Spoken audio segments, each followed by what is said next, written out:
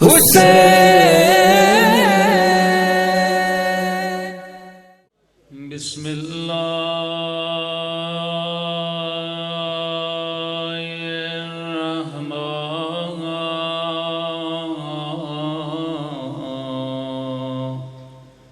الرحیم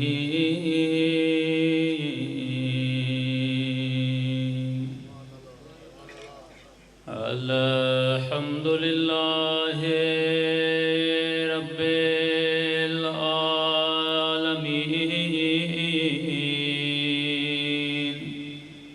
الحمد للہ کما هو اہلہ الصلاۃ والسلام علی سید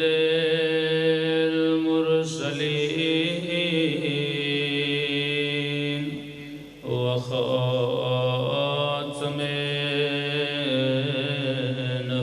النبیین ابی القاسم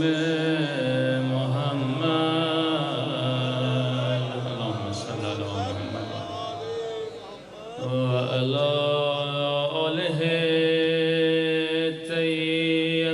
الطيبين الطاهرين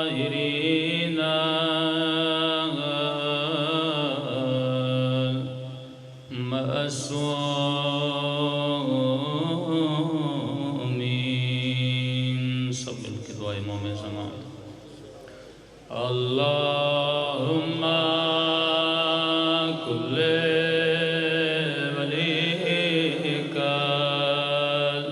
حجت ابن الحسن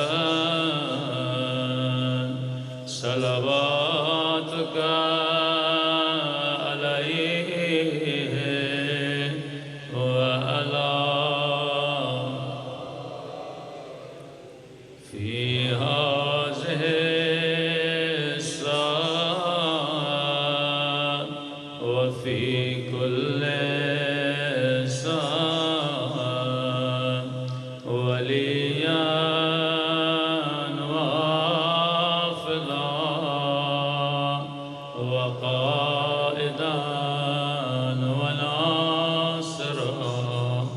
ودليلا وعينا حتى تسكنه أرضك طوعا وتمتعه فيها طويلا برحمتك يا أرحم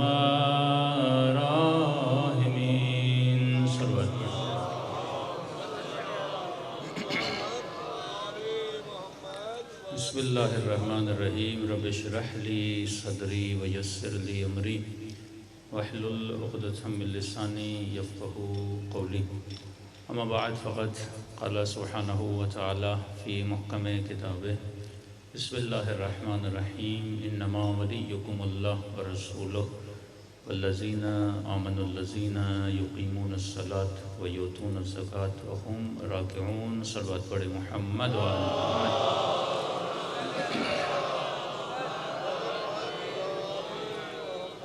دعا ہے پروردگار عالم ہم سب کی عبادتوں کو اپنی بارگاہ میں قبول فرمائے اور جس مقصد زندگی کی خاطر ان مجالس میں تشریف لاتے ہیں ان مقاصد میں بھی ہم سب کو کامیابیاں نصیب فرمائے۔ آج تھوڑی ہماری طبیعت بھی ناساز ہے اور دعا کریں جو مومن بیمار ہے خدا ان تمام کو صحت کاملہ عاجلہ نصیب فرمائے۔ تمام کی صحت یابی کے لیے ایک مرتبہ بآواز بلند صلوات پڑھے محمد وآل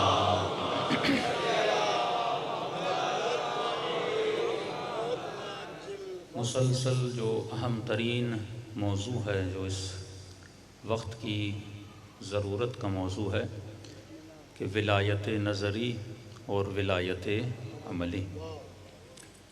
اس وقت مسلمانوں کے پاس نظریوں کی کمی نہیں ہے، عمل کی کمی ہے۔ انگریز نے نظریے دیے، نظریوں کو اپنایا۔ جب انگریز ان نظریوں پہ ناکام ہوا، اس نے پھر نئے نظریے بنائے۔ مثال کے طور پہ کمیونزم کا نظریہ آیا اور بڑے دبدبے سے کمیونزم ملکوں پہ حاوی ہوا، اس کے انقلابات آئے۔ لیکن جب کمیونزم ناکام ہوا تو پھر ڈیموکریسی کا نظریہ آیا، جس کو ابھی ہر ملک پہ نافذ کرنے کی کوشش کی جا رہی ہے۔ یہی عقل اگر مسلمان میں ہوتی، رسول کے جانے کے بعد امت مسلمہ میں خلافت کا نظریہ آیا کہ رسول کے جانے کے بعد ایک شورا بنے، شورا کسی کا انتخاب کرے جو امت مسلمہ کا امیر المؤمنین بنے گا، جس کی اطاعت پھر ہر مسلمان پر واجب ہوگی۔ لیکن یہ خلافت کا نظریہ بھی زیادہ دیر تک چل نہیں پایا۔ عملی طور پہ بات کر رہے ہیں کہ آخری سلسلہ جس کو خود مسلمان کہتے ہیں خلافت راشدہ، یعنی مولا علی کے بعد مودودی صاحب خود اپنی کتاب میں لکھتے ہیں کہ مسلمان خلافت سے ڈائیورٹ ہوا ملوکیت میں، بادشاہت میں۔ تو عملی طور پر مسلمان میں خلافت بھی نہیں چلی۔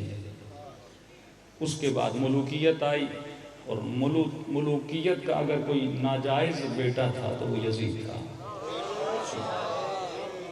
جس کی مذمت میں آج تک مسلمان شیعیان اہل بیت عزاداریاں منا رہے ہیں کہ وہ ملوکیت، یعنی ایک طرف خلافت کا رنگ تھا، دوسری طرف ملوکیت کا رنگ تھا کہ ملوکیت کے رنگ میں نبی کے نواسے کو قتل کیا جاتا ہے، نبی کی نواسیوں کی چادریں چھینی جاتی ہیں، کہ ملوکیت کا رنگ یہ تھا کہ ایک کے بعد ایک نبی کا نواسہ شہید ہوتا گیا، وہ چوتھے امام ہوں، وہ پانچویں امام ہوں، وہ آٹھویں امام ہوں، ایک ایک کو آنے کے بعد زہر دیا جاتا ہے، یا کسی نبی کے نواسے کو 14 سال قید زندان میں ڈالا جاتا ہے، یا امام حسن العسکری کو نام ہی عسکر ہے، یعنی ایک ایسی جگہ پہ رکھا جاتا ہے جو فوجی چھاونی ہے، نہ وہ شیعوں سے مل سکتے تھے نہ شیعہ ان سے مل سکتے تھے۔ اس قدر سختی تھی، اگر کسی کو سوال کرنا ہوتا تھا تو تیل بیچنے کے بہانے سے محلے میں آتا تھا، تیل کی دیگوں میں سوال رکھتے تھے، یہ دیگیں امام کے گھر میں جاتی تھیں،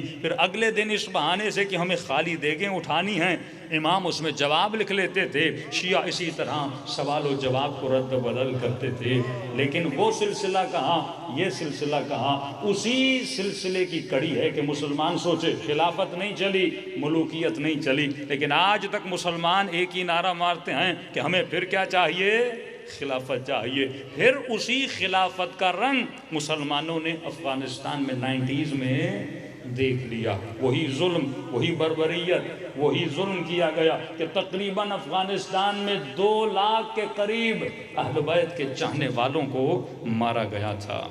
ایک رنگ شیعت نے پیش کیا ولایت کے نام سے، ایک کڑی ہم نے پیش کی ولایت کے نام سے، کہ آج ہے کوئی مسلمان جو نظریہ پیش کرے کہ اگر کسی ملک میں اگر ہم کوئی حکومت بنائیں یا خدا یہ استطاعت دے تو اس ملک میں حکومت کا نظام کیا ہونا چاہیے؟ تو ایک بات ہے یا ڈیموکریسی کا نظام ہو، مثال کے طور پہ اگر ڈیموکریسی کو ہم نہیں چلاتے تو اسلامی نظریہ بھی تو ہونا چاہیے نا، اصحاب رسول کا بھی تو نظریہ ہونا چاہیے نا، کہ رسول کے بعد ہم کیسی حکومت بنانا چاہتے ہیں۔ کسی جوان نے کہا مولانا ڈیموکریسی کیا ہے؟ میں نے کہا ڈیموکریسی کا میں خلاصہ کر دوں کہ ایک شہر ہے، اس میں 100 لوگ رہتے ہیں، 70 چرسی ہوں، 30 ڈاکٹر ہوں، جیتے گا وہ جسے چرسی ووٹ دیں۔ یہ ڈیموکریسی ہے؟ ذرا سوچئے، ایک شہر میں 100 لوگ رہتے ہوں، اگر 70 چرسی ہوں، 30 ڈاکٹر ہوں تو جیتے گا کون؟ کیونکہ جس کا ووٹ زیادہ وہی جیت جاتا ہے۔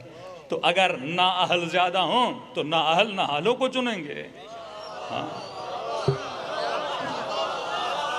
تو معیار کیا بنا رہے ہو؟ ڈیموکریسی کا معیار یہی ہے کہ وہ اسی لیے ڈیموکریسی کے سسٹم میں ووٹ خریدا جاتا ہے، جعلی پبلسٹی کی جاتی ہے کہ امریکہ کا پریزیڈنٹ کہتا ہے جتنا میڈیا ہے میرے خلاف ہے۔ میں کیوں خلاف ہے؟ کہ میڈیا کو پیسہ ملتا ہے، اسی لیے سب سے زیادہ ٹرمپ کی اگر کسی سے دشمنی تھی وہ اپنی میڈیا سے تھی، کہ یہ لوگوں کے دماغوں کو کیا کرتا ہے؟ برین واش کرتا ہے۔ تو آج کے زمانے کا جب میڈیا اتنا مضبوط ہو سکتا ہے تو تصور کرو جو میڈیا علی کے خلاف تھا۔ مسلمان سوچے کہ جو فکر تو لے رہا ہے وہ کہاں سے لے رہا ہے؟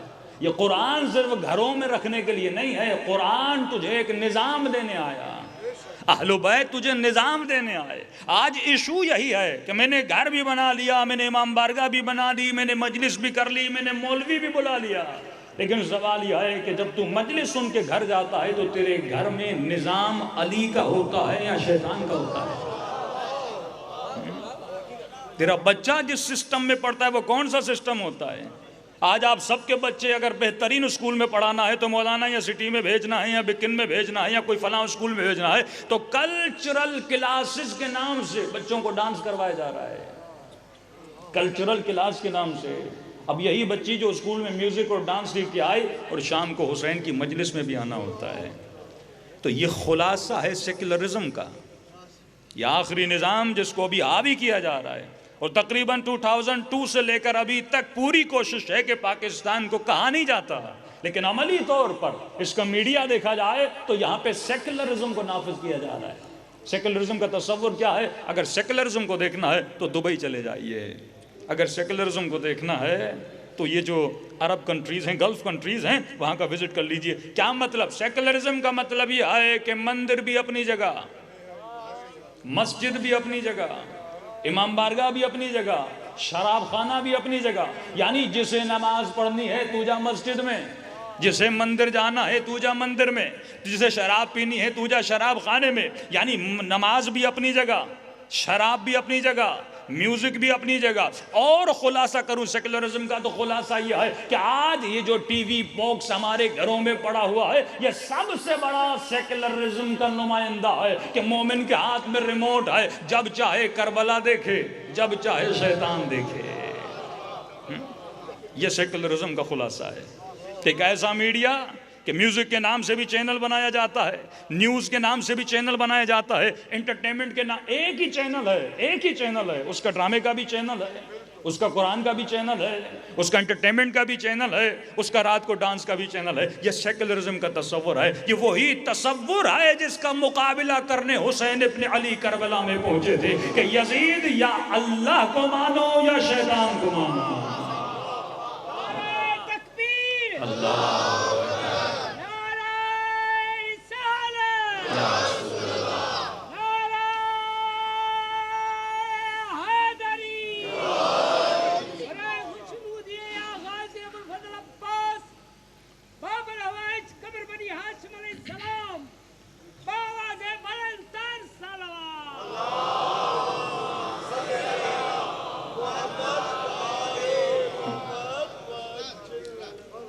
اسی کا خون گھولتا ہے جس کے وجود میں غیرت اللہ ہو۔ حسین غیرت اللہ کا مظہر تھے کہ میں نے اس دن مجلس میں کہا اگر کوئی فرد شرابی بنے تو اتنا بڑا مسئلہ نہیں، لیکن اگر ممبر پہ آنے والا شرابی بن جائے تو اگر قوم کا کوئی فرد شرابی ہو تو مسئلہ نہیں ہے، لیکن قوم کا حاکم اگر شرابی بنے۔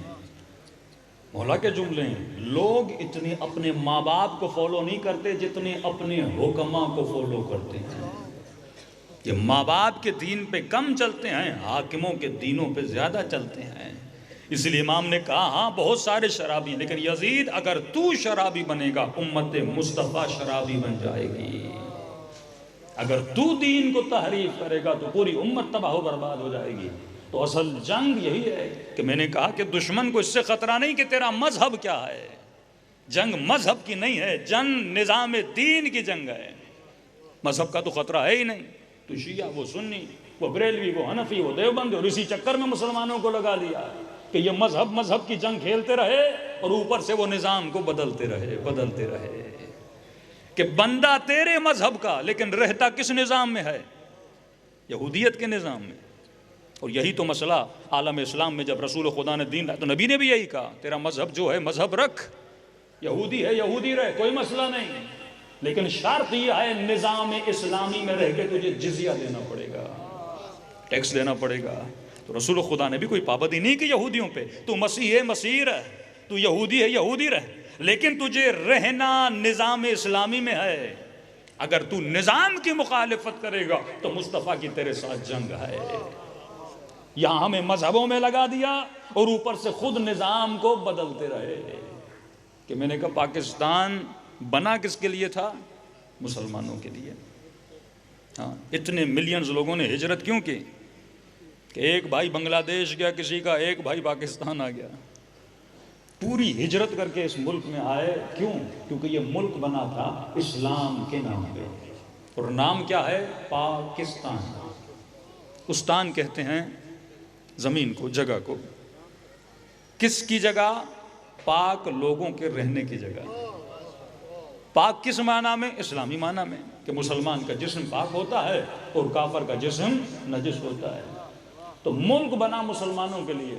اب یہاں پہ اختلاف چھیڑا کہ کیا قائد اعظم نے پاکستان مسلمانوں کے لیے بنایا تھا یا اسلامی نظام کے لیے بنایا تھا؟ یہ جنگ بڑی چھڑی ہے، میڈیا پہ بھی چلتی ہے۔ جو سیکولر مائنڈ سیٹ کے لوگ وہ کہتے ہیں نہیں قائد اعظم نے ملک بنایا تھا مسلمانوں کے لیے، اسلام نافذ کرنے کے لیے نہیں بنایا تھا۔ تو مسلمان تو انڈیا میں بھی رہ رہے ہیں، مسلمان تو لکھنؤ میں بھی رہ رہے ہیں، مسلمان تو علی پور میں بھی رہ رہے ہیں، مسلمان تو کشمیر میں بھی رہ رہے ہیں۔ تو ان کو کیا تکلیف ہے پھر انڈیا سے کہ آزادی چاہتے ہیں؟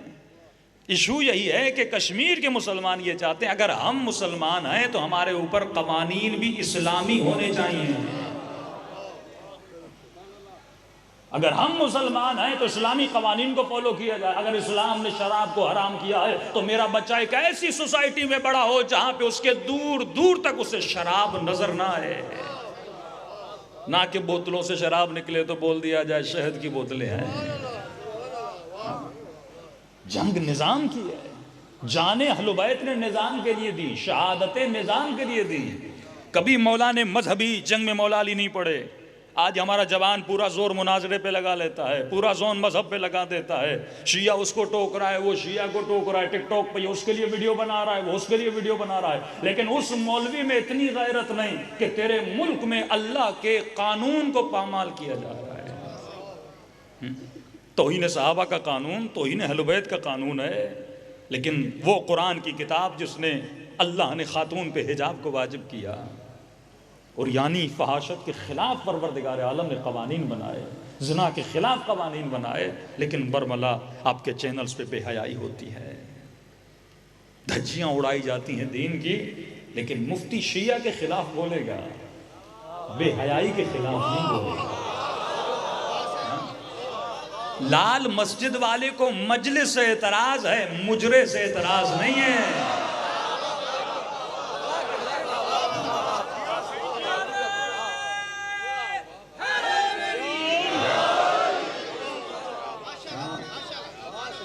تو یہ بغض معاویہ میں بول رہا ہے، حب علی میں، تو بندے کو سمجھ آ جانی چاہیے۔ اگر اتنا تمہیں درد دین ہے، تم نے اسلام کو نافذ کرنے کے لیے پاکستان میں کیا کیا؟ تم نے اسلامی، اب دیکھیے دشمن جو نقشہ بناتا ہے وہ ہر جوان کو سمجھنا چاہیے۔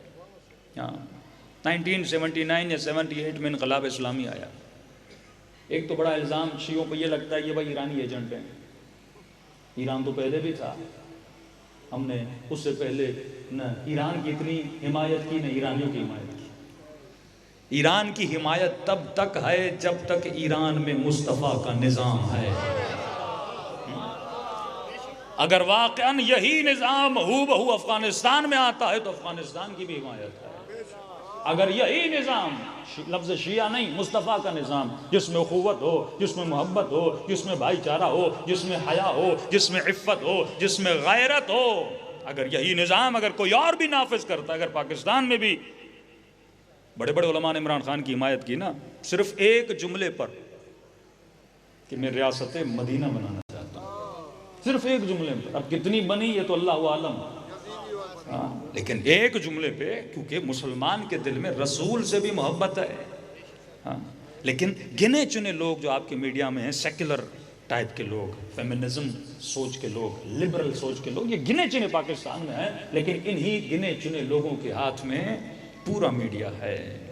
لیکن اس ملک کے مسلمان جو عفت کو پسند کرتے ہیں، جو حیا کو پسند کرتے ہیں، تو اگر یہ مغربی دنیا ہوتی نا، وہاں پہ قوانین، اگر آپ کسی کے جذبات کو مجروح کرتے ہو، اگر آپ ایسا سسٹم بناتے ہو جس میں اکثریت کے جذبات مجروح ہوتے ہیں، تو وہاں پہ قوانین بنے ہیں. یہاں پہ برملا بے حیائی کو پھیلایا جاتا ہے.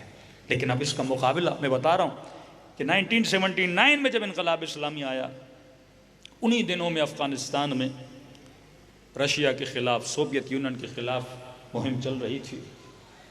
بنایا گیا، مجاہدین کو ٹرین کیا گیا، انہوں نے سوویت یونین کو شکست دی.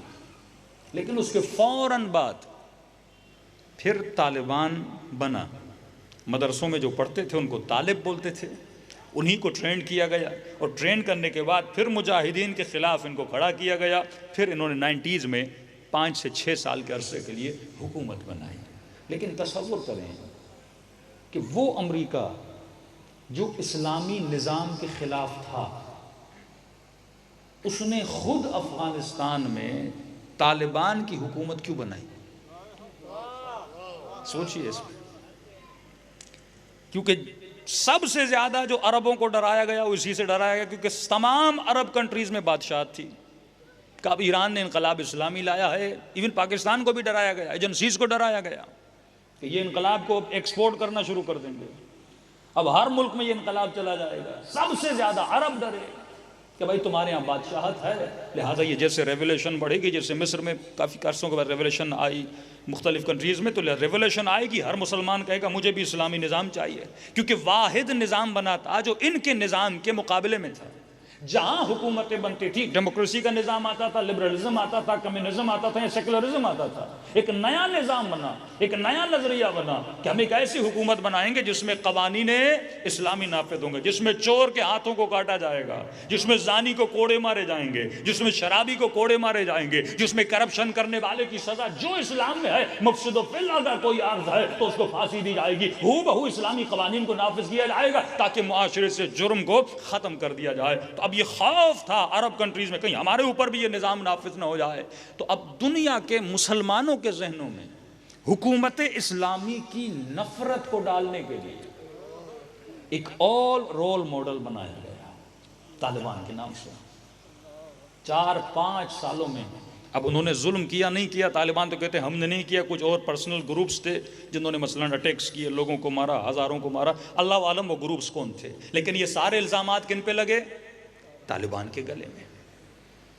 اب پاکستان میں بھی یعنی طالبان کی حکومت کو دیکھنے کے بعد، اس کے بعد داعش کو بنا کر وہ بھی حکومت اسلامی، امارت اسلامی کے نام سے علم بردار ہوئے کہ ہم حکومت اسلامی عراق و شام میں بنائیں گے. اور آپ تصور کریں ایک بندہ ایک بندے کو مار رہا ہے، فل HD 4K کوالٹی میں ویڈیو ریکارڈنگ ہوتی ہے.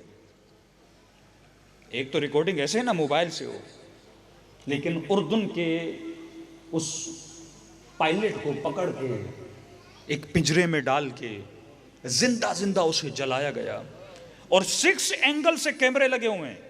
بالکل ریکارڈنگ ایسے ہو رہی تھی جیسے کوئی ہالی ووڈ کا بندہ ریکارڈ کر رہا ہے، جیسے کوئی بہت بڑی انٹرنیشنل فلم بن رہی ہے، اور بارہا ان ویڈیوز کو یوٹیوب پہ ڈالا جاتا ہے. کون سا پاگل آدمی ہے جو اپنی نفرت لوگوں کے دلوں میں ڈالے؟ میں اگر کوئی گندا کام کروں تو میں تو چاہوں گا لوگ مجھ سے محبت کریں نا، مسلمان مجھ سے محبت کریں تاکہ میرے نظام کے پیچھے لگے. میں کیوں خود کو بدنام کروں گا؟ تو انہوں نے ویڈیوز بنائی تاکہ مسلمانوں کو دکھائیں، عالم اسلام کو دکھائیں.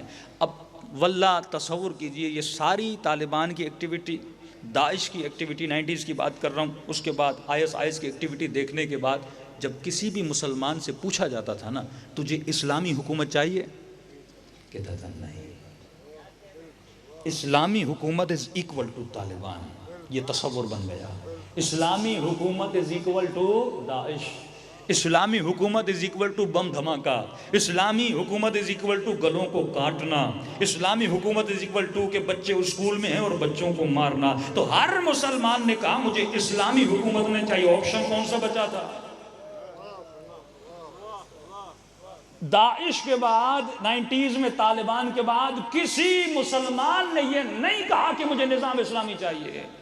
لیبیا میں ریولیوشن آئی کہ ہمیں نظام اسلامی نہیں چاہیے، تونس میں ریولیوشن آئی کہ ہمیں نظام اسلامی نہیں چاہیے، ایجپٹ میں ریولیوشن آئی کہ ہمیں نظام اسلامی نہیں چاہیے، کیونکہ لوگوں کے ذہنوں میں جو اسلامی نظام ڈالا تھا اس کا نام تھا قتل کرنا، غارت کرنا اور بچوں کو مارنا۔ حالانکہ اسلامی نظام رحم کا نام ہے، اسلامی نظام مصطفیٰ کے اخلاق کا نام ہے، رسول کے کردار کا نام ہے۔ تو اسی طرح آپ کے ذہنوں کو موٹیویٹ کیا جاتا ہے اور لوگوں کو اسلام سے دور کر کے نظام دجال کی طرف لایا جاتا ہے۔ غور سے سنو، دجال کیوں کہا گیا؟ یہ کیوں فرمایا کہ دجال ایک آنکھ والا ہوگا؟ اور کسی سادہ سے مومن نے کہا مولانا دجال اسرائیل میں پیدا ہو چکا ہے۔ میں نے کہا تجھے کیسے پتا؟ کہا نیوز میں آیا ہے کہ بچہ پیدا اس کی ایک آنکھ ہے۔ میں نے کہا وہ ایب نارمل بچہ ہے، دجال ایب نارمل کا نام نہیں ہے، دجال جسم کا نام نہیں ہے، دجال سسٹم کا نام ہے۔ جنگ افراد سے کبھی تھی نہیں، جنگ سسٹم سے تھی۔ سسٹم کو کوئی بھی چلائے۔ مولا علی کیا فرماتے ہیں کہ حکومتیں کفر سے چل سکتی ہیں پر ظلم سے نہیں چل سکتی ہیں، کیونکہ جنگ سسٹم کی ہے۔ لوگوں کے پیٹ میں بھوک ہے، مولا فرماتے ہیں اگر بھوک ہوگی تو جس معاشرے میں بھوک ہے وہاں چوری ہوگی، وہاں فحشا ہوگا۔ بھوک ہے تو یہ سارے گناہ، وہاں پہ کرائم ہوگا اگر بھوک ہے۔ اب جب بھوک کو ختم کرو گے تو آٹومیٹیکلی کرائم بھی کیا ہو جائے گا؟ ختم ہو جائے گا۔ کیوں تھرڈ ورلڈ کنٹریز میں زیادہ سے زیادہ کرائم ہے؟ کیونکہ یہاں زیادہ سے زیادہ بھوک رکھی جاتی ہے۔ یہ بھوکے رہیں گے تو کرائم کریں گے، اگر ان کے پیٹ بھرے رہیں گے تو یہ کرائم کیسے کریں گے؟ تو دجال کو معصوم کے کلام میں غور و فکر کیا کرو۔ اکثر جوان کہتے ہیں مولانا یعنی تا قیامت تم انتظار میں رہو گے کوئی بچہ پیدا ہو جائے جس کی ایک آنکھ ہوگی، وہ کبھی پیدا ہوگا ہی نہیں، پیدا ہوگا تو ایب نارمل ہوگا۔ تو کیا مطلب دجال کی ایک آنکھ ہوگی؟ سمجھو یہ سسٹم کی بات ہے، نظام ولایت کو سمجھو گے تو آنکھیں کھل جائیں گی۔ فرمایا دجال کی ایک آنکھ ہوگی، مطلب وہ اپنی زندگی کے جتنے بھی فیصلے کرے گا اس کی بنیاد یہ ایک آنکھ ہوگی۔ اب میں دونوں آنکھوں کو ڈیفائن کروں گا۔ علی والا دو آنکھوں والا، رسول والا دو آنکھوں والا، مسلمان جو سچا نبی والا وہ دو آنکھوں والا، لیکن دجال ایک آنکھ والا۔ یہ کون سی آنکھ ہے؟ یہ اکنومک کی آنکھ ہے۔ کس کی آنکھ ہے؟ اقتصاد کی آنکھ ہے۔ جتنا بھی نظام ظلم ہے، نظام طاغوت ہے، وہ امریکہ کی حکومتیں ہوں، جتنی بھی ویسٹرن ورلڈ کی حکومتیں ہیں، ان کے سارے نظام ایک چیز اور ایک پلر پہ چلتے ہیں، دو پلر نہیں ہیں۔ جتنے بھی قوانین بناتے ہیں اس کی بنیاد ایک ہوتی ہے۔ بنیاد کیا ہوتی ہے؟ بنیاد ہوتا ہے اکنومک، پیسہ۔ چھوٹی سی مثال دوں، یہی پاکستانی جب پاکستان میں رہتا ہے تو جتنے بھی روڈ پہ ٹریفک سگنل آتے ہیں سب کو توڑ دیتا ہے، لیکن یہی پاکستانی جب انگلینڈ جاتا ہے تو انسان کا بچہ بن جاتا ہے۔ اپنے ساتھ ہی مومن بیٹھا ہے، میں نے رات کے 2:30 بجے مجلس پڑھ کے لوٹ رہے تھے، میں نے کہا بھی یہاں پہ کیوں رکے ہیں؟ پاکستان میں تو کوئی رکتا نہیں۔ میں نے کہا وہاں رکتے ہو کہ نہیں مولانا؟ پاکستان جاتے ہو تو ہم بھی نہیں رکتے۔ تو میں نے کہا یہاں کیوں رک رہے ہو؟ سوچیے نا، ایک سسٹم ہے ان کا، وہ سسٹم لوگوں کو کنٹرول کر رہا ہے۔ وہ کس چیز سے لوگوں کو کنٹرول کرتے ہیں، وہ قوانین کس بنیاد پہ بناتے ہیں، یہ ان کا سسٹم ہے۔ اب سمجھو سسٹم امام زمانہ کو۔ امام زمانہ کا سسٹم دو آنکھوں والا، دجال کا سسٹم ایک آنکھ والا۔ اگر مسلمان دجال کو سمجھ جاتا اس کی زندگی سنور جاتی، اور اگر نظام مصطفیٰ کو سمجھ جاتا پاکستان میں آج ہر مسلمان خوشحال، بلکہ ہر مسلم کنٹری میں ہر مسلمان خوشحال زندگی گزارتا۔ اور انگریز ہمارے نظام کو کاپی کرتے، ہم انگریزوں کو کاپی نہ کرتے۔ ہم نے تمام توحید پروردگار عالم کو لفظوں میں محدود کر دیا۔ ہمارا دین لفظوں میں محدود ہے، عمل میں دین نظر نہیں آتا۔ تو میں نے کہا یہاں کیوں روک رہے ہو، پاکستان میں کیوں نہیں روکتے؟ کہ مولانا اگر سگنل توڑا تو 100 پاؤنڈ جرمانہ دینا پڑے گا۔ تو اسے کون روک رہا ہے؟ اکنومک روک رہی ہے۔ یہ وہاں گیا کیوں؟ پیسہ کمانے۔ صبح سے شام تک جو کما کے ہے وہ سگنل توڑ کے ضائع تو نہیں کریں گے۔ تو ان کی حکومتوں کا جتنا نظام ہے وہ کس پہ چلتا ہے؟ اکنومک پہ، پیسے پہ چلتا ہے۔ جتنے بھی انگریزوں کے ویڈیو کھولیں گے اس میں how to become billionaire, how to become trillionaire, میں بلینر کیسے بنوں، میں ٹریلینر کیسے بنوں۔ دوستوں کی بنیاد پیسوں پر، تعلقات کی بنیاد پیسوں پر۔ یعنی اسلحہ بناتا ہے امریکہ اور سارا اسلحہ مسلمانوں کو بیچتا ہے۔ $5 ٹریلین کا اسلحہ سعودی عرب کو بیچا. یعنی وہ جو دنیا میں سب سے بڑا ہیومن رائٹس کا علم بردار ہے اور سب سے زیادہ ہیومن کو مارنے کے لیے اسلحہ بھی خود بناتا ہے. تو بیس کیا؟ اکنامک ہے. یہ جو آپ سنتے ہیں نا کہ ممالک کے جو تعلقات ہیں وہ کس بنیاد پر ہیں؟ مفادات کی بنیاد پہ. یہ جو لفظ مفادات ہے یہ دجالی آنکھ کا تصور ہے کہ تم اگر کسی سے تعلق بناؤ تو مفاد کی بنیاد پر. لیکن حسین کہتے ہیں مفاد کی بنیاد پر نہیں، مظلوم کوئی بھی ہو اس کا ساتھ دو. میرا کیا جائے لبنانی شیعوں سے، میرا کیا جائے فلسطین کے اہل سنت سے کہ میں ان کی مدد کروں، میرا مفاد ہے. کہا تھا نا آپ کی قومی اسمبلی میں کسی نے کہ اسرائیل سے تعلق بنانا ہمارے مفاد میں ہے. لیکن اسلام کہتا ہے مفاد کی بنیاد پہ نہیں. دوسری آنکھ ہے جس کا اشارہ کروں گا.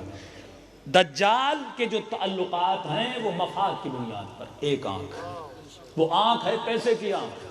کہ ٹرمپ علل اعلان کہتا ہے اپنے لوگوں کو کہ مجھے کہا جاتا ہے کہ تم نے کنگ سلمان سے تعلق کیوں بنایا؟ کہ میں کیوں نہ بناتا، وہ مجھے پیسے دیتے ہیں. $5 ٹریلین کے میں نے اس کو اسلحہ بیچا ہے، میں نے اتنی اس سے ڈیلز کی ہیں. اور مجھے کہا جاتا ہے اس نے خاشقجی کو جو مارا تھا ترکی میں، مجھے کہا جاتا ہے اس نے فلاں کو مار دیا، فلاں کو مار دیا. کہتا میرا کیا جائے، مار رہا ہے تو مارتا رہے. ایک مسلمان نے دوسرے مسلمان کو مار دیا لیکن میرا تو فائدہ ہو رہا ہے نا. تو یہ کس بنیاد پہ تعلق بن رہا ہے؟ مفاد کی بنیاد پہ تعلق بن رہا ہے. مفاد کیا ہے؟ پیسے کا مفاد، جنت کا نہیں. مفاد اکنامک ہے. دجال کی جو ایک آنکھ ہے اس کی بنیاد. اب علی کا شیعہ، رسول کا ماننے والا یہ سوچے کہ میں نے جو تعلقات بنائے ہیں وہ دجال والے ہیں یا علی والے ہیں. تیرے تعلقات کی بنیاد کس پر ہے؟ آج کا مولوی سوچے، آج کا مومن سوچے، آج کا ذاکر سوچے، آج کا نوح خان سوچے کہ میں کس سسٹم میں زندگی گزار رہا ہوں. کیا میں حسینی سسٹم میں، یا یہ تو نہیں میں یزید کے سسٹم میں رہ کر حسین حسین کر رہا ہوں. یہ وہ سسٹم ہے، یہ وہ آنکھ ہے جسے امام زمانہ آ کر نکالیں گے کہ تمام تر دنیا. یعنی امریکہ کہتا ہے میں بچ جاؤں، لیکن اگر پاکستان کے 70,000 شہری مرتے ہیں تو مر جائیں، میں بچ جاؤں. جب وقت کا حاکم یہ سوچے نا کہ میرا تخت بچ جائے، قوم تباہ ہوتی ہے تو ہو جائے، میری حکومت بچ جائے. ضیاء الحق نے صرف اپنی حکومت کو بچانے کے لیے امریکہ کا ساتھ دیا. کیونکہ نئی ماشاء اللہ لگی تھی، بھٹو دنیا سے چلے گئے تھے، نئی حکومت تھی، دنیا اس کو ایکسیپٹ نہیں کر رہی تھی. کون ماشاء اللہ کو ایکسیپٹ کرتا؟ اس نے کہا ٹھیک ہے آپ مجھے ایکسیپٹ کرو، میں آپ کو ایکسیپٹ کرتا ہوں. تو یہ تعلقات کس بنیاد پہ بنے؟ مفادات کی بنیاد پر. لیکن مسلمان مفادات کی بنیاد پہ تعلق نہیں بناتا. حسین کو یزید اتنا دیتا جتنا حسین مانتے، لیکن حسین نے کہا میں اپنے مفاد کے پیچھے نہیں ہوں، میں رب کو راضی کرنے کے پیچھے. تو یہ ہے اکنامک. یعنی دوسروں کی بستیاں جلتی ہیں تو جل جائیں پر میرا گھر بچ جائے. یہ وہ آنکھ ہے تو دجالی آنکھ ہے جس کی بنیاد اکنامک ہے. اب یہ سوچو بیٹی کا رشتہ کرتے ہو تو کس آنکھ سے دیکھتے ہو؟ بیٹے کا رشتہ کرتے ہو کس آنکھ سے دیکھتے ہو؟ اے مومن جب نوکری کرنے جاتے ہو تو کون سی آنکھ ہوتی ہے؟ ایک مومن نے کہا کہ مولانا ٹریزری کی نوکری مل رہی ہے، آپ کو زیادہ پتا ہوگا، کروں کہ نہیں؟ میں نے کہا کیا مسئلہ ہے، کرو.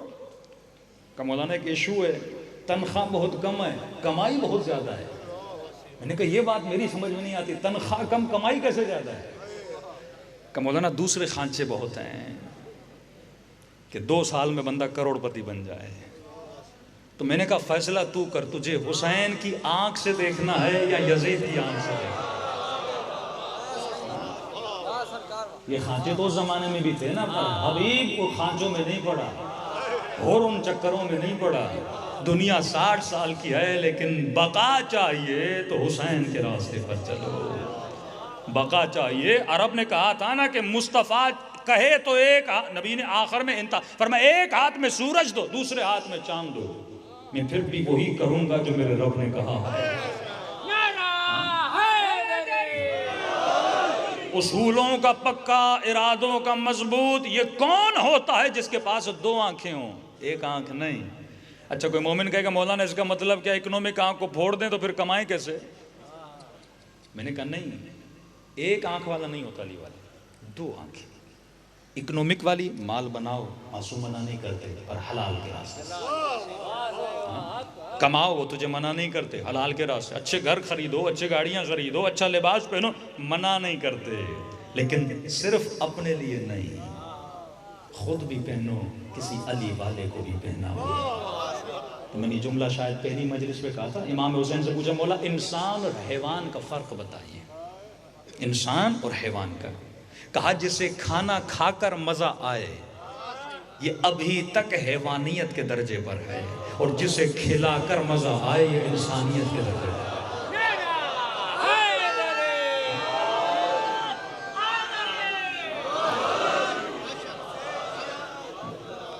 تو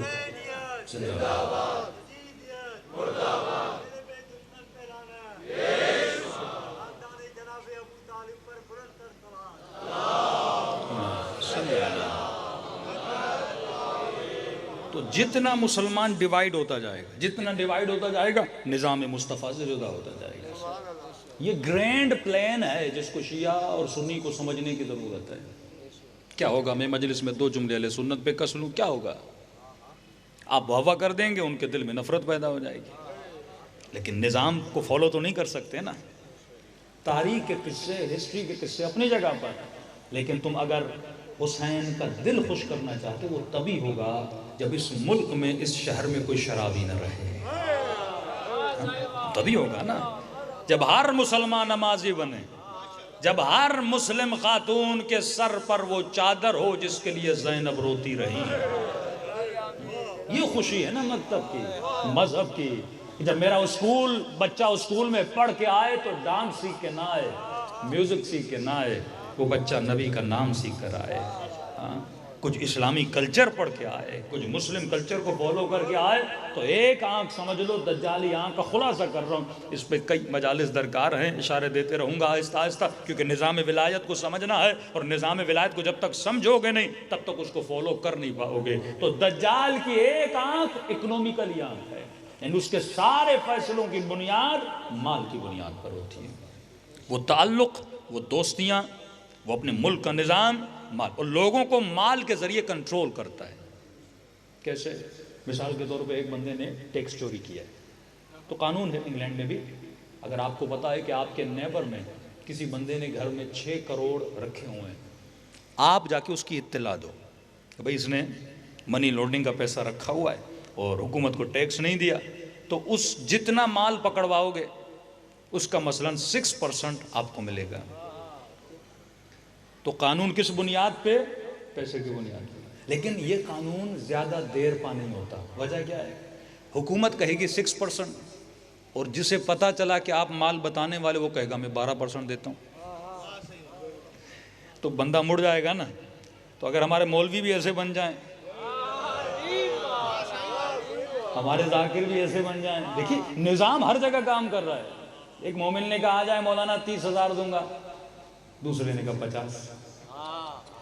تو اگر نگاہ اکنومیکل ہے، اگر سوچ دجالی ہے، تو بندہ وہیں جائے گا جہاں اس کو مال لے کر جائے گا۔ یہ سوچ ہر جگہ پر ہے، یہ سوچ پائیدار نہیں ہے، کیونکہ ارادوں کو کمزور کرتی ہے، بندوں کے وجود کو کیا بنا دیتی ہے؟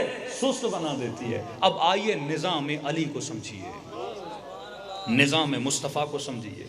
امام زمانہ جو حکومت نافذ کریں گے، جو تمام اہل سنت کا عقیدہ ہے کہ حکومت اسلامی اگر کوئی نافذ کرے گا وہ زہرا کا لال ہے، اور حضرت عیسیٰ آ کر پورے عالم اسلام میں حکومت اسلامی کا نظام نافذ کریں گے، تو سوال یہ ہے وہ کون سا نظام ہے؟ ڈیموکریسی کا نظام ہے، لبرلزم کا نظام ہے، سیکولرزم کا نظام ہے، یا اسلامی نظام ہے؟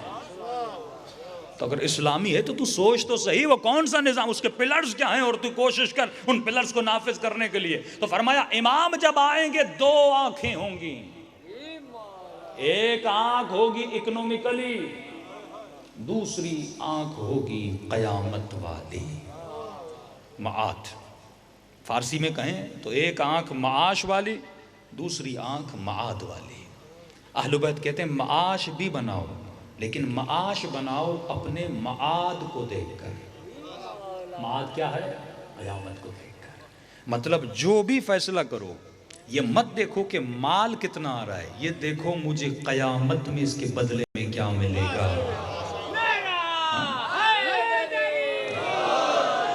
اور یہ آنکھ اتنی اسٹرانگ ہے، وہ بندہ جو سگنل پہ روک رہا ہے اگر اسے کل پتہ چل جائے کہ سگنل کام نہیں کر رہا توڑ کے چلا جائے گا۔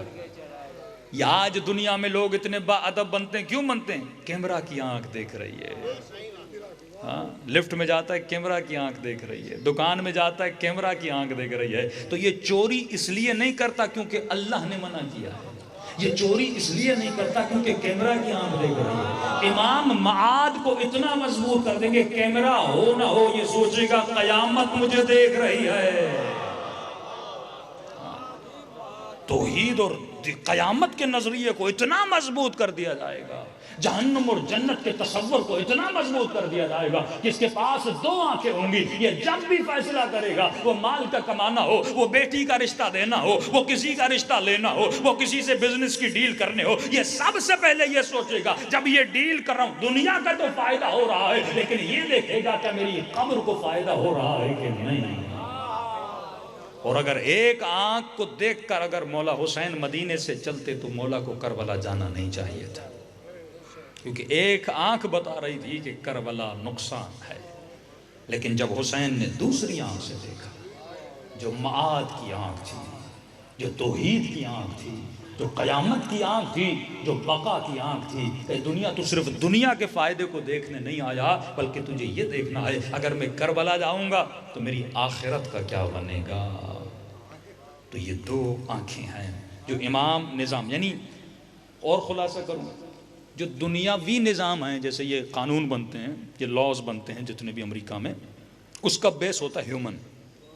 جتنے بھی قوانین بنتے ہیں کس کے لیے؟ ہیومن کے لیے بنتے ہیں۔ جب آپ یہ لفظ سنتے ہیں نا ہیومن رائٹس، کس کے رائٹس ہیں؟ ہیومن کے رائٹس ہیں۔ اب ہیومن کو جو اچھا لگے یہ اس کے لیے قانون بناتے ہیں۔ مرد کو اچھا لگتا ہے مرد سے شادی کرے، کہتے ہم قانون بنائیں گے، کیونکہ یہ نظام بیسڈ آن ہیومن ہے، بیسڈ آن گاڈ نہیں ہے، اللہ پہ بیس نہیں ہے۔ یہ نظام بیس کس پر ہے؟ ڈیموکریسی بیس آن ہیومن ہے۔ مثلا اگر 60 چرسی، 60 موالی، 60 بھنگی کسی کو ووٹ دے وہ جیت جاتا ہے، لیکن 4 متقی، 4 عالم، 4 پرہیزگار کسی کو ووٹ دیں وہ جیتتا نہیں ہے، کیونکہ یہ نظام بیسڈ آن کیا ہے؟ ہیومن ہے نا۔ اس کے لیے قوانین جو بنائے جاتے ہیں ہیومن بیسڈ ہیں۔ وہ لیسبین کا قانون بنا، وہ گے کا قانون بنا، مرد مرد سے شادی کرے، عورت عورت سے شادی کرے، کوئی مسئلہ نہیں، انسان کو پسند ہے شادی کرنا چاہتا ہے شادی کر لے، تم کون ہو تو روکنے والے؟ خاتون کو پسند ہے دوپٹہ پہنے دوپٹہ نہ پہنے، تم کون ہو تو روکنے والے؟ میرا جسم ہے میری مرضی ہے، کیونکہ یہ میرا جسم ہے۔ قانون کس کی بیس پر ہے؟ انسان کی ذات پر ہے۔ لیکن جو نظام اسلامی ہے اس کے قوانین انسان کے لیے نہیں ہوتے، قوانین ہوتے انسان کے لیے ہیں لیکن اللہ کی مرضی کے لیے ہوتے ہیں، کیونکہ اس مشین کو کس نے بنایا؟ اللہ نے بنایا، لہذا اس کے لیے قانون بھی کون بتائے گا؟ اللہ بتائے گا۔ جب کسی کمپنی میں نے کئی سال پہلے یہ مثال دی تھی نوجوانوں کے سمجھانے کے لیے کہ جب آپ کسی کمپنی سے ایک موبائل لینے جاتے ہو، سنی ہوئی آپ نے، موبائل لینے جاتے ہو ایپل کا، سیمسنگ کا، تو کمپنی اس موبائل کے ساتھ آپ کو کوئی گائیڈ بک دیتی ہے۔ تو آپ بول سکتے ہو کمپنی تو کون ہوتی ہے مجھے گائیڈ کرنے والی؟ پیسے میں نے دیے، خریدا میں نا، میری مرضی، جس طرح کھولوں، جس طرح موڑوں، جس طرح توڑوں۔ تو کمپنی کہے گی ہاں میرے لال موبائل تو نے خریدا ہے، لیکن چلے گا تو ویسے جیسے میں بتاؤں گا۔ اس کا والیوم آن آف کرنا ہے تو جہاں میں نے بٹن رکھا وہیں سے ہوگا۔ ہاں خریدا تو نے ہے، اب تیرا ہے، لیکن یاد رکھنا بنایا میں نے ہے، تو چلے گا ویسے۔ تو ذرا مسلمان یہ سوچو، چھوٹا سا موبائل ہو اس کے لیے بھی گائیڈ بک کی ضرورت ہوتی ہے، تو اللہ نے تیری اتنی بڑی مشین بنائی ہے، کیا تجھے وداؤٹ گائیڈ بک چھوڑے گا؟ اللہ نے تجھے بھی گائیڈ بک دی، اس گائیڈ بک کا نام ہے قرآن کریم۔ یہ وہ گائیڈ بک ہے جو بشریت کو جینے کا طریقہ سکھاتی ہے، جو انسان کو روڈ پہ چلنے کا طریقہ اور سلیقہ بتاتی ہے، جو انسان کو شادی کرنے کا طریقہ، بچوں کو پالنے کا طریقہ، رب کی عبادت کا طریقہ بتاتی ہے، جو انسان کو زندگی میں رول ماڈل عطا کرتی ہے کہ تجھے چلنا ہے تو کیسے چلنا ہے۔ تو میں نے ایک اور نقطہ اضافہ کیا تھا، میں نے کہا اگر کسی بندے نے گائیڈ بک لی ہو اور وہ گائیڈ بک مثلا اردو میں ہو یا انگلش میں ہو، اب اس بندے کو نہ اردو آتی ہو نہ انگلش آتی ہو، کرے تو کیا کرے؟ لیکن کمپنی اسے تنہا نہیں چھوڑتی، کہتی اگر تجھے انگلش نہیں آتی، تجھے اردو نہیں آتی، تو میں نے تیرے لیے کچھ ہیلپ لائنیں رکھی ہوئی ہیں، کال سینٹر پہ کال کرنا اور بولنا کہ مجھے سمجھ نہیں آ رہا موبائل چلاؤں تو کیسے چلاؤں، تو ہمارے ہیلپر فری میں بیٹھے ہوئے ہیں، تجھے بتائیں گے، ان کی ڈیوٹی ہے، اگر ہم نے موبائل دیا ہے تو فیسلٹی دینا بھی ہماری ڈیوٹی ہے، اگر ہم نے موبائل بنایا ہے تو گائیڈنس دینا ہماری ڈیوٹی ہے، اور اگر گائیڈنس سمجھ میں نہیں آ رہی تو ہم نے کچھ ہیلپر تجھے عطا کیا ہے، اس ہیلپ لائن کو فون کر، وہ ہیلپ لائن سے تجھے بتائیں گے کہ موبائل کو کیسے چلایا جاتا ہے۔ تو میں نے کہا مسلمان ذرا یہ سوچ، اگر کسی مسلمان کو گائیڈ بک سمجھ میں نہ آئے، بھائی سارے تو عربی نہیں پڑھے ہوئے نا، کسی کو قرآن سمجھ میں نہ آئے، آیت سمجھ میں نہ آئے، کوئی محکم ہے کوئی متشابہ ہے، تو میں نے کہا کیسے ممکن ہے خدا تجھے بغیر ہیلپ لائن کے چھوڑتا؟ ہاں خدا نے ہیلپ لائنیں بنائی ہیں، تجھے 14 ہیلپ لائنیں عطا کی ہیں۔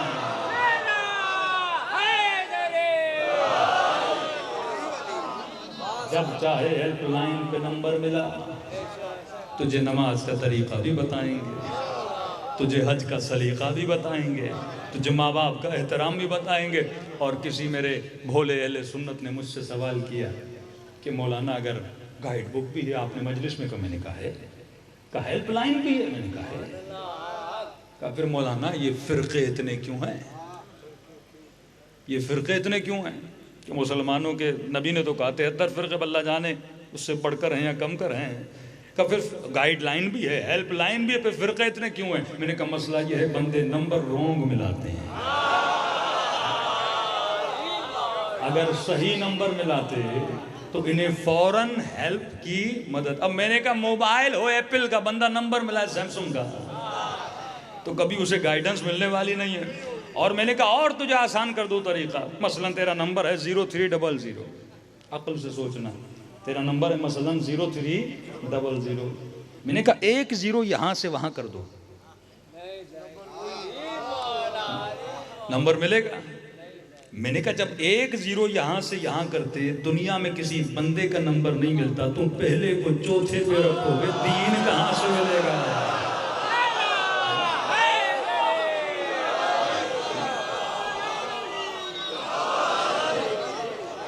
بندے کو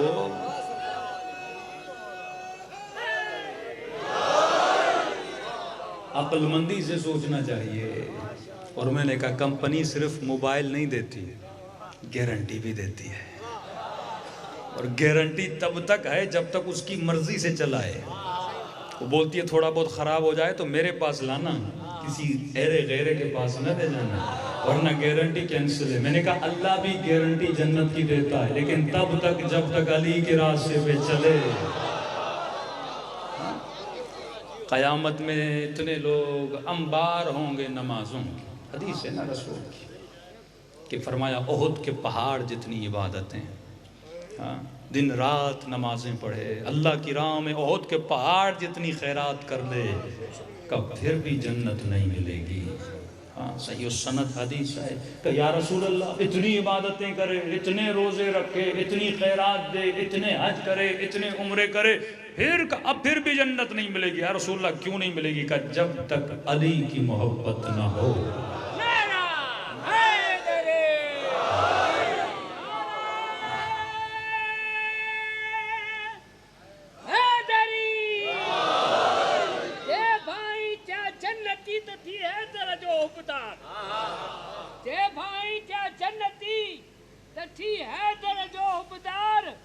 بنا حب ہے درجے اچھے بندگی بیکار، چاہے لکھیں کری خیرات تو توڑے حج کری ہزار، تب بشتو نیوا بیزار جے میں حب نہ ہے، حیدر قرار جی بیعت ولن کرے نعرہ حیدری۔ اصل جو جنگ ہے وہ نظام کی جنگ ہے، ورنہ علماء اخلاق فرماتے ہیں دنیا میں آنا اور جی کے چلے جانا یہ کمال نہیں ہے۔ آپ کی گلیوں میں بھی کئی کتے زندگی گزار کے چلے گئے، کتنے مچھر زندگی گزار کے جاتے ہیں، کتنی مکھیاں زندگی گزار کے جاتی ہیں، کتنے بکرے آئے زندگی گزار کے چلے گئے۔ تو ایسا نہ ہو کہ خدا کہے اولئک کالانعام بل ہم اضل، میں نے عقل دی تھی لیکن زندگی عاقلانہ نہیں گزاری، جاہلانہ گزار کے چلا گیا۔ تو فرمایا دنیا میں آنا، آ کر زندگی گزار کے چلے جانا یہ کمال نہیں ہے، دنیا میں آؤ ایسی زندگی گزار کے جاؤ جیسی رسول اور آل رسول گزار کر گئے، یہ کمال ہے۔ تو یہ جنگ نظام ہے، نظام کو سمجھیے، دشمن یعنی ہم اس کے میدان میں کھیل رہے ہیں اور وہ ہمیں کھلا رہا ہے۔ آج ہمارے بچے کس طرف جا رہے ہیں، انشاءاللہ اور مجالس ہیں، ضرورت جو پریکٹیکلی کام ہے وہ یہی ہے کہ ہم اپنے بچوں کے لیے ایسے اسکول بنائیں جس میں بچے دنیا کی ماڈرن چیزیں بھی سیکھیں لیکن اس کے ساتھ ساتھ یہ بچہ دین بھی سیکھے۔ اب اسکول کا مطلب یہ نہیں آپ بچے کو اسکول میں پتہ نہیں کوئی طالب علم بنا دیں، نہیں، وہی سیم اسکول ہو جس میں آپ وہی سلیبس پڑھائیں بچے کو، انگلش سلیبس پڑھائیں، انگلش میڈیم ہو، لیکن اصل جو اس کو پڑھانے والی ہے وہ صحیح ہونی چاہیے۔ زیادہ نہیں، بچے پڑھتے نہیں ہیں، بچے دیکھتے ہیں۔ اگر اس کے اسکول میں ٹیچر ایسی ہے جو جینز کی پینٹیں پہنتی ہے، جس کے سر پہ کبھی دوپٹہ بچی نے دیکھا ہی نہیں، یہ بچی کبھی بھی باحجاب نہیں بنے گی۔ بچوں کے رول ماڈلز ان کے ٹیچرز ہوتے ہیں۔ اگر اس کا ٹیچر بد اخلاق ہے، بے حیا ہے، بے عفت ہے، اور میں بچی کو دن میں 8 گھنٹے ایسے ٹیچروں کے حوالے کرتا ہوں، یہ ظلم کبیر ہے، یہ بہت بڑا ظلم ہے۔ یہ بچہ کبھی بھی، اس بچی کے دل میں عفت پیدا نہیں ہوگی۔ کربلا والے کربلائی ایسے کیوں تھے؟ اہل بیت کا گھرانہ یہ نہیں کہ اہل بیت جادو کی چھڑی چلاتے تھے تو اکبر پیدا ہوتے تھے، قاسم پیدا ہوتے تھے، نہیں، وہ گھر کا انوائرمنٹ ایسا تھا، بچے اس ماحول میں پڑھتے تھے۔ اگر استاد اچھا ہو، سکھانے والا اچھا ہو تو یزید کا بیٹا بھی راہ راست پہ آ جائے۔ کئی ایسے تاریخ میں آپ کو مثالیں ملیں گی جن کو ہم نہیں مانتے لیکن ان کے بیٹے علی کے گھر میں پلے بڑے ہوئے، اہل بیت کے گھرانوں میں ایسے لوگ آئے۔ کیوں؟ استاد اگر اچھا، تربیت دینے والا اچھا ہو، لیکن ہم نے سب کچھ بنا لیا، اس طرف ہماری قوم نے کبھی سوچا نہیں۔ کراچی میں بہت کام ہوا ہے لیکن افسوس سے انٹیریئر سندھ میں بالکل اس چیز پہ کام نہیں ہوا۔ ہم نے دیکھا کہ کراچی میں تقریباً ابھی 24 اسکول ہیں ہمارے اپنے مومنوں کے، جنہوں میں یا ظاہر ہے وہی ٹیچرز اسلام آباد میں نے دیکھے، پارا چنار کے مومنین نے بنائے ہیں۔ آپ کے جماعت اسلامی اس پہ بڑا کام کر رہی ہے لیکن ہمارے پاس نہ یہ سوچ ہے نہ فکر ہے۔ ہم نے صرف یہی سمجھا کہ مجلس حسین مجلس کا نام ہے، نہیں، مجلس حسین کو تم اسکول بھی بنا سکتے ہو۔ مجلس حسین فکر حسین کا نام ہے، یہ فکر جہاں بھی ملے ثواب مجلس مل جاتا ہے۔ اگر تو ایسا اسکول بناتا ہے سمجھو یہ صدیوں تک تو خدا تمہیں ثواب دے گا۔ اگر 4 بچے اس اسکول سے حبیب ابن مظاہر بن کے نکلے۔ کسی ہمارے دوست نے اچھا جملہ کہا کہ مولانا ہماری پوری کوشش ہے بچے کو عادل بناؤ۔ کیا بناؤ؟ عادل بناؤ۔ لیکن آج باپ کوشش کرتا ہے میرا بچہ فوج میں چلا جائے، ڈاکٹر بن جائے، انجینئر بن جائے، ڈی سی لگ جائے، جج بن جائے، لیکن اگر وہ عادل نہ ہو تو کرپٹ جج۔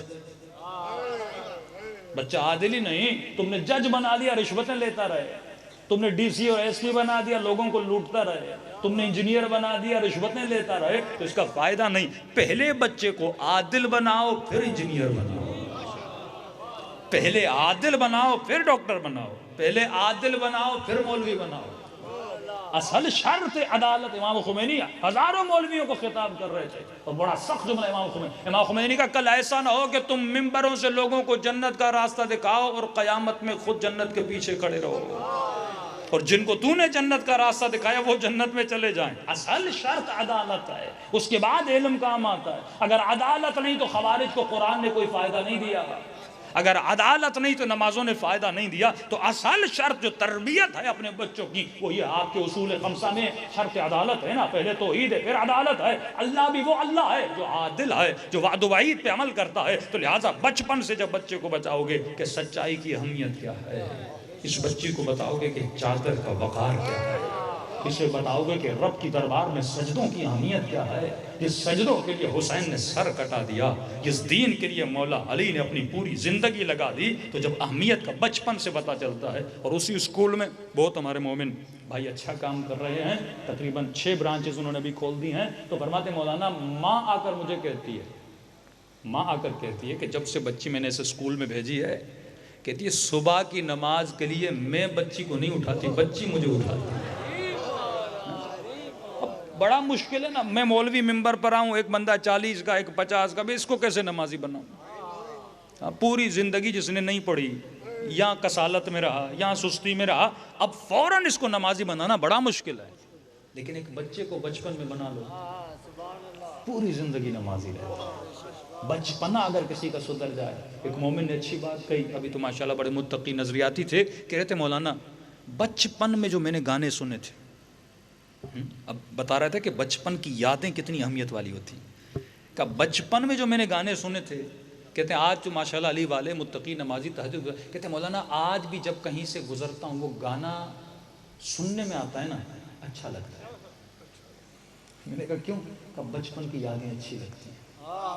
بندہ امریکہ بھی چلا جائے نا، حیدرآباد کی گندی گلیوں میں بھی گھومتا رہا نا، تو وہاں سے آ کے یہاں پہ رہے گا، کیونکہ بچپن حیدرآباد میں گزرا ہے۔ بچپن بندے کو اچھا لگتا ہے۔ لوگ انگریز پریشان ہوتے ہیں، بھائی تمہارے یہاں تو اتنی گندگی ہے، وہ کہتا نہیں، بچپن جہاں بھی بندے کا گزرے بچپن یاد رہتا ہے۔ تو اگر بندے کا بچپن حسینی بنا دو، اگر اس کا بچپن کربلائی بنا دو، اگر اس کا بچپن محمدی بنا دو، مصطفی بنا دو، تو یہ بچہ بڑا ہو کر بھی عادل رہے گا۔ یہ وہ سوچ تھی جو امام حسین دینا چاہتے تھے، اور آج تھوڑا کچھ جو ہمیں ملا اس کی وجہ یہی ہے کہ ہمارا بچپن حسین کی مجلسوں میں گزرا۔ یہ بچپن، یہ نعمت امام حسین ہے نا، سفرہ امام حسین، کہ چھوٹے تھے، ماں کالے کپڑے پہنا کے حسین کی مجلس میں لاتی تھی۔ بچہ ابھی 6 مہینے کا ہوتا ہے، ماں کہتی ہے حسین کی مجلس میں جانا ہے، اور اسی مجلس میں حسین کا ذکر بھی سنتی ہے، روتی بھی ہے، بچے کو دودھ بھی پلاتی رہتی ہے۔ تو یہ دودھ نہیں ہے، اس دودھ میں حسین کی محبت کا اثر بھی جا رہا ہے۔ یہ نعمت ہے، کسی مسلمان کے پاس نہیں ہے، جو آپ کو 2-2.5 مہینے خود بھی آیا کرو، ماں بہنوں کو بھی لایا کرو، چھوٹے بچوں کو بھی لایا کرو۔ اعمال شب قدر میں کیوں جناب سیدہ فرماتی ہیں چھوٹا بچہ بھی ہے نا، شب قدر اسے اٹھایا کرو، نیند آ رہی ہے تو پانی کے چھینٹے لگایا کرو، تاکہ اس کا بچپنا شب قدر میں گزرے۔ جب بچپن میں شب قدر یاد ہوگی، سائیکلوجیکل اس کے سب کانشیس میں وہ چیزیں بیٹھ جائیں گی، جب بڑا ہو جائے گا تو اسے شب قدر اچھی لگے گی۔ آپ کو کیوں مجلس اچھی لگتی ہے؟ کیونکہ بچپنا مجلس میں گزرا ہے۔ کیوں ماتم اچھا لگتا ہے؟ دنیا پریشان ہوتی ہے، شیعہ بڑے پاگل ہیں، پوری رات جاگتے ہیں، اتنا ماتم کرتے ہیں، گرمی میں بیٹھے رہتے ہیں، دوپہر کے 2 بجے مجلس ہوتی ہے، انہیں کیا پتا ان کو مجلس سے کتنا سکون ملتا ہے۔ یہ بچپن کی یادیں ہیں نا، تو بچپنا اچھی چیزوں میں گزرے، وہ اچھی چیزیں ہمیشہ ساتھ رہتی ہیں، بچپنا بری چیزوں میں گزرے، وہ بری چیزیں ہمیشہ ساتھ رہتی ہیں۔ پر میں جو عادت یہاں، وہ عادت وہاں بھی رہتی ہے۔ اگر کسی کو دنیا میں چوری کی عادت ہو، جب مر جائے گا تو آخرت میں بھی چوری کرے گا۔ عالم برزخ میں یہ واقعہ شاید آپ نے سنا ہو، ایک جوان تھا، اپنی ماں سے بڑا پیار کرتا تھا، لیکن تھا گنہگار۔ ماں کے اوپر سکرات کا وقت آیا، ماں نے کہا میرے لال، پوری زندگی تو نے اپنی منمانی کی، ماں کی ایک وصیت ہے، اس پہ عمل کرو گے؟ رو رہا تھا، ماں جانے والی تھی، رو کے کہنے لگا اماں جو کہو گی کروں گا، اور آج تک جو کیا مجھے معاف کر دینا۔ مجھے نہیں پتا تھا کہ، میں تو سمجھ رہا تھا ہمیشہ آپ رہو گی، لیکن موت کا بلاوا جب آتا ہے تو قدر کریں اپنے والدین کی۔ یہ مجلسیں ادب سکھاتی ہیں، اگر بے ادبی کی اپنے والدین سے، آج ہی گھر چلے جاؤ، ماں کے قدموں کو چوما کر، باپ کے ہاتھوں کا بوسہ لیا کرو۔ یہ بہت بڑی نعمت و رحمت ہے جو خدا لوگوں کو عطا کرتا ہے، لیکن بہت جلدی ہاتھوں سے چلی بھی جاتی ہیں نعمتیں۔ تو ماں نے کہا میں تجھ سے اور کچھ نہیں مانگتی، میرے لال ایک چیز پہ عمل کرنا۔ اب ماں بھی ایسی وصیت کر کے جا رہی ہے جس سے بیٹے کی زندگی سنور جائے۔ بڑا اچھا جملہ تھا معصوم کا۔ معصوم فرماتے ماں اور اولاد میں ایک فرق دیکھو، کہ مولا کون سا؟ فرمایا ماں جب بیٹا بیمار ہوتا ہے نا، اسے پالتی ہے تو پوری رات دعا کرتے خدایا اس سے میری زندگی دے، کہ جب تیرے ماں باپ بوڑھے ہو جاتے ہیں نا تو بھی ان کا خیال کرتا ہے، یعنی کہ نہیں کرتا، دل و جان کر کے کرتا، لیکن کہیں نہ کہیں تیرے ذہن میں ماں باپ کے موت کا تصور ہوتا ہے۔ ماں خدمت کرتی ہے حیات کے تصور سے، تو خدمت کرتا ہے موت کے تصور سے۔ یہی فرق ہے تیری محبت میں، ماں باپ کی محبت میں۔ ماں نے کہا میرے لال میری ایک وصیت ہے، کہا جی اماں، کہا میرے لال جہاں بھی ہو جب بھی تیری نگاہ حسین کے نام پہ پڑ جائے یا علم پہ پڑ جائے جس کی نسبت حسین سے ہو، تو اپنی طرف سے اور میری طرف سے جہاں بھی پڑے، دیوار ہو، علم ہو، زری ہو، جہاں بھی حسین کے نام پہ نگاہ پڑ جائے، میرے لال ادب سے سینے پہ ہاتھ رکھ کے کہنا اور اپنے مولا کو ایک سلام کرنا، جہاں بھی ہو السلام علی الحسین کہنا۔ کہتے اماں مر جاؤں گا لیکن یہ عادت نہیں چھوڑوں گا۔ ماں مر گئی، اس کے دوست کہتے ہیں بڑا لمبا عرصہ اس کے ساتھ رہے، گاڑی میں ہوتا نگاہ علم پہ پڑتی، حسین کے نام پہ پڑتی، فوراً کہتا السلام علیکہ یا ابا عبداللہ، السلام علیکہ یا شہید کربلا۔ کہتا ہے پھر آگے سفر پھر علم پہ نگاہ پڑتی، پھر فوراً کہتا مولا آپ پر میرا سلام ہو، دیوار پہ نام دیکھتا مولا آپ پر میرا سلام ہو۔ کب بڑا عرصہ گزرا، سفر تھا، تنگی تھی، ہر حال میں امام حسین کو سلام کرتا تھا، ماں کی وصیت پہ عمل کرتا تھا۔ کہتا ایک ایکسیڈنٹ کے حادثے میں اس جوان کی موت ہو گئی، بڑا دکھ ہوا، اس کو ہم دفن کر کے آئے۔ کئی دنوں کے بعد اس کا دوست کہتا میں نے اس کو خواب کے عالم میں دیکھا، کیا دیکھتا ہوں کہ یہ برزخ کے جنت کے باغوں میں بیٹھا ہے۔ میں نے کہا دوست تو بڑا خطا کار تھا اور یہ مقام تجھے ملا ہے، بتا تو صحیح موت کا سفر کیسا ہے۔ کہتا میرے دوست موت کا سفر بڑا مشکل ہے، جتنا ہم نے سنا تھا اس سے بھی زیادہ مشکل ہے۔ کہ تم لوگ مجھے دفن کر کے چلے گئے، عذاب کے فرشتے مجھے لینے آئے، تو میرے ہاتھوں میں ہتھکڑیاں، پاؤں میں زنجیریں باندھی۔ معصوم کا فرمان ہے نا کہ گناہوں کا جو نامہ اعمال ہے وہ گردن میں ڈالا جائے گا، اتنا وزنی ہوگا کہ بندے کی کمر ٹوٹنے والی ہوگی۔ کہ مجھے اٹھا کر اور لے جا کے جانے لگے کہ پوری زندگی اللہ نے تجھے دی لیکن تو نے رب کی اطاعت نہیں کی۔ مایوسی کے عالم میں بھی جانتا تھا میں نے زندگی میں کیا کیا ہے۔ کہتا ہے چلتے چلتے میدان برزخ میں مجھے خیمہ نظر آیا، اس خیمے کے اوپر ایک علم لگا تھا، اس علم پہ حسین کا نام لکھا تھا۔ اب جو عادت دنیا میں وہ عادت وہاں بھی رہتی ہے، جو عادت دنیا میں وہ عادت آخرت میں بھی اجاگر ہوتی ہے۔ میں نے کہا ملائکو زندگی گزر گئی، میں نے جب جب حسین کا نام دیکھا حسین کو سلام کیا۔ اگر اجازت ہو تھوڑی دیر کے لیے میرے ہاتھوں کو کھولو، مجھے زمین پہ رکھو تاکہ میں اس ماں کو دیے ہوئے وعدے کو پورا کروں۔ تو ملائکوں کی مجال تھی کہ مجھے روکتے، مجھے بٹھایا۔ کہتا ہے میں نے اس نام کو دیکھا، سینے پہ ہاتھ رکھا اور ٹوٹے ہوئے دل سے کہا السلام علیکہ یا ابا عبداللہ۔ کہتا ہے زندگی گزر گئی، میں نے سلام کیا تھا پر سلام کا جواب نہیں سنا تھا۔ ہائے حسرت حسین، زندگی گزر گئی، میں نے سلام کیا تھا لیکن سلام کا جواب نہیں سنا تھا۔ اب جب میں نے کہا نا السلام علیکہ یا ابا عبداللہ، کہ اسی خیمے کا پردہ ہٹا اور امام نے جواب دیا وعلیکہ السلام،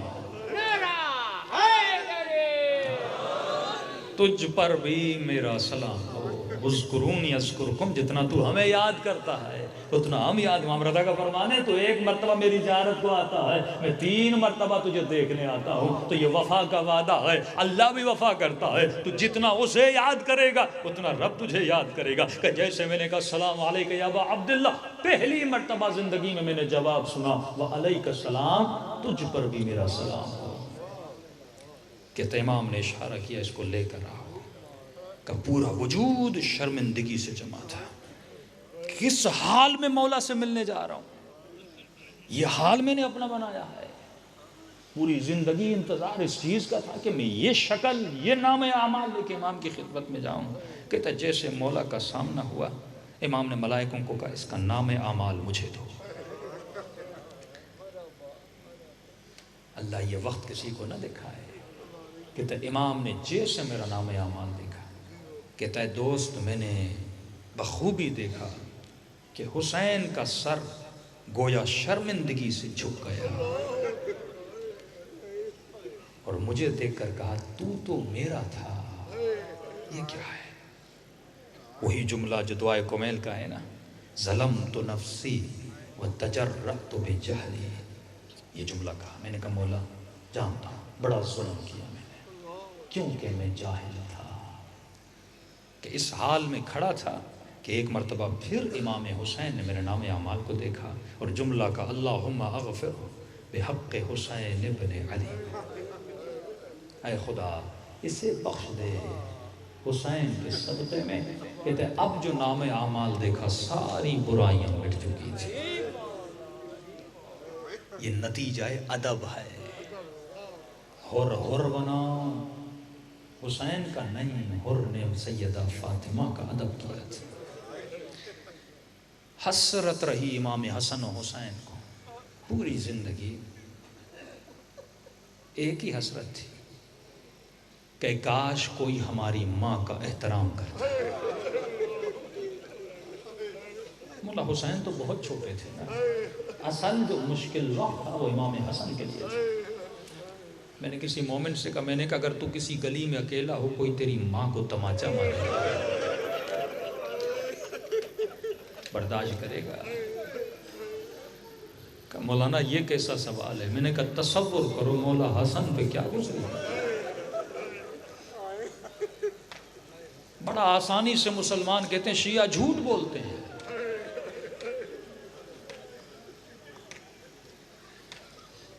لیکن اتنے شیعوں نے جلوس نکالے، خدا کی قسم امام رضا فرماتے ہیں یہ کربلا کو بھی جھٹلا دیتے۔ اگر ہم کربلا نہ مناتے، اگر ہم مجلس سے نہ مناتے، اگر ہم جلوس نہ نکالتے، چلو نبی کی بیٹی کے لیے تم بولتے ہو شیعہ جھوٹ بولتے ہیں، زینب کس کی بیٹی تھی؟ ام کلثوم کس کی بیٹی تھی؟ حسین کس کے نواسے تھے؟ کتنا فاصلہ گزرا تھا؟ تو جو مسلمان زینب کی چادر کو لوٹ سکتا ہے وہی مسلمان زہرا کے گھر کو آگ بھی لگا سکتا ہے۔ یہ واقعات تاریخ کے حقائق کے واقعات ہیں کہ جو نبی یہ فرمائے مسلمان کبھی حیوان کو بھی منہ پہ تماچے نہ مارا کرو۔ انہوں نے حسین کی 4 سالہ سکینہ کو اتنے تماچے مارے کہ جب غسالہ کہتی ہے مولا غسل کے لیے بدن سے قمیص اتاروں، کہتے قمیص نہ اتارنا، زخم خشک ہو چکے ہیں اور کپڑے سے مل چکے ہیں، اگر قمیص اتارو گی زخم تازہ ہو جائیں گے۔ پھر کہو کہ شیعہ روتے کیوں ہیں؟ تیرا بیٹا 2 دن کے لیے گم ہو جائے وہ ماں کتنی گھر میں پریشان ہو جائے، تیرے بچے کا ایکسیڈنٹ ہو جائے ہلکی سی خراش آئے تو گھر میں کتنا شور مچاتا ہے، اور تجھے پرواہ نہیں حسین کی بچیوں کو تماچے مارے۔ یہ جنگ انسانیت کے خلاف جنگ تھی، 6 مہینے کے بچے کا گلا کاٹا جاتا ہے۔ ارے مارنا تھا مار دیتے، لیکن یہ کون سا قانون ہے کہ ان کے لاشوں پہ گھوڑے دوڑائے جائیں؟ دعا دیتی ہے نبی کی بیٹی آپ، فرمایا میری بیٹی گھبراؤ نہیں، خدا ایک قوم پیدا کرے گا جن کے جوان تیرے حسین کے جوانوں پہ روئیں گے، جن کے بچے تیرے حسین کے بچوں پہ روئیں گے۔ السلام علی الحسین وعلی علی ابن الحسین وعلی اولاد الحسین وعلی اصحاب الحسین، سب مل کے بلند آواز سے السلام علی الحسین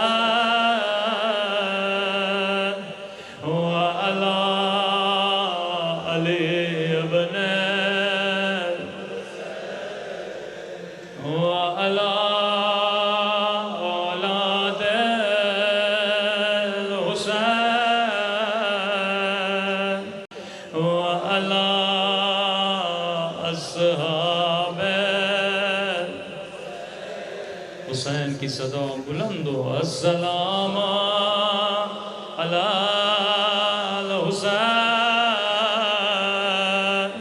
وعلی علی ابن وعلی اولاد الحسین وعلی اصحاب، میرا سلام ہو زینب کے بندے ہوئے ہاتھوں پہ،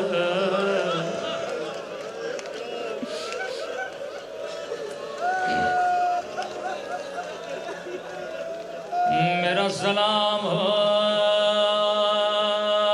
بی بی زینب کی زخمی کلائیوں پہ، میرا سلام ہو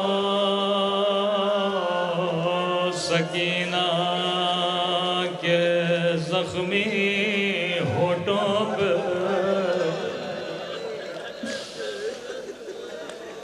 امام سجاد فرماتے ہیں عزادارو، روز چند مقام بتا رہا ہوں جس پہ امام سجاد خون روئے، آج ایک اور مقام سن لو۔ فرمایا عزادارو، ہمیں صرف مسلمانوں نے پتھر نہیں مارے، تصور کرو اگر اعلان ہو آپ کے شہر میں آل رسول آنے والے ہیں، ہم کیسے استقبال کریں گے؟ ہم نبی زادیوں کے سروں پہ پھول برساتے، ایسے استقبال کرتے جیسے قم والوں نے معصومہ کا کیا تھا، لیکن سنو گے مسلمانوں نے کیسے استقبال کیا؟ کوئی پتھر مارتا تھا، کوئی نیزے کی انیوں سے زینب کو مارتا تھا،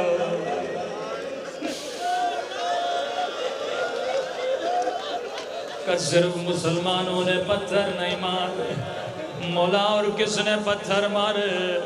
کہ ہمیں یہودیوں نے بھی پتھر مارے۔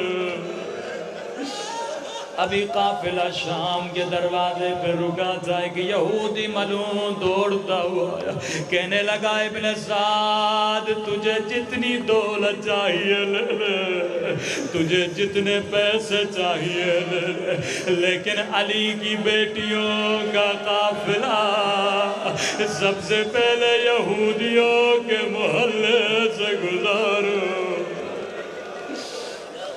ملعون پیسے کی لالچ میں اجازت، مولا سجاد فرماتے یہودی دوڑتا ہوا اپنے محلے میں گیا، آواز دے کے کہنے لگا اے یہودی مردو، اے یہودی عورتو، جس کے باپ دادا کو علی نے مارا ہے، وہ جسے علی سے بدلہ لینا ہے، آ جاؤ میں علی کی بیٹیوں کو قیدی بنا کے لایا۔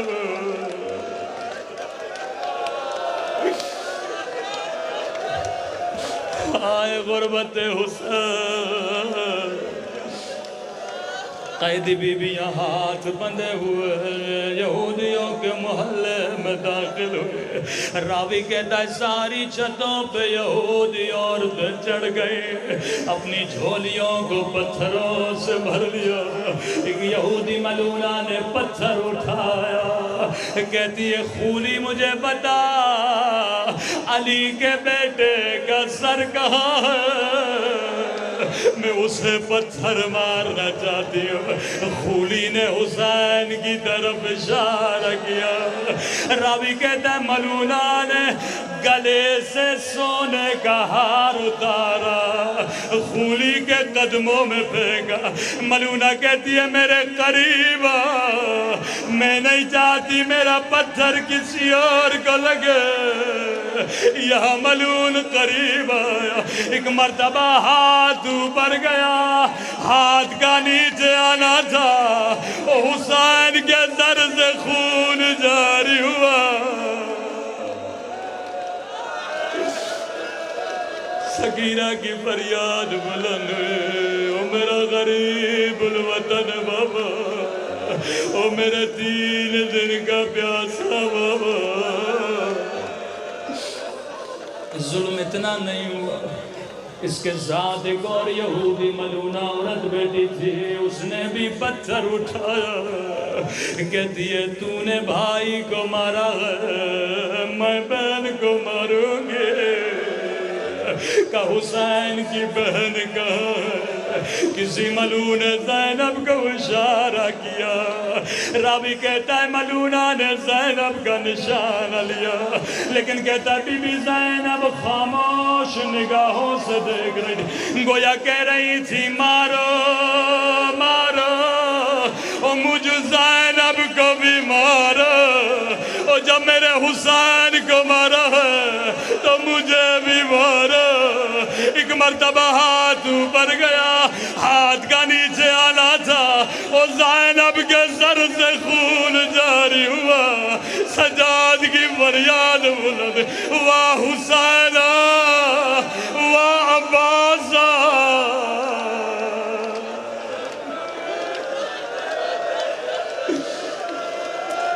واہ حسین،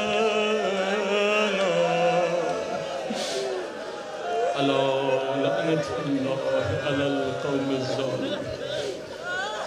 پروردگار تجھے علی کے ان بچوں کے زخمی سروں کا واسطہ، ہمارے مولا اور آقا امام زمانہ کا ظہور فرما، ہم سب کو مولا کے آبان و انصار میں شریک فرما۔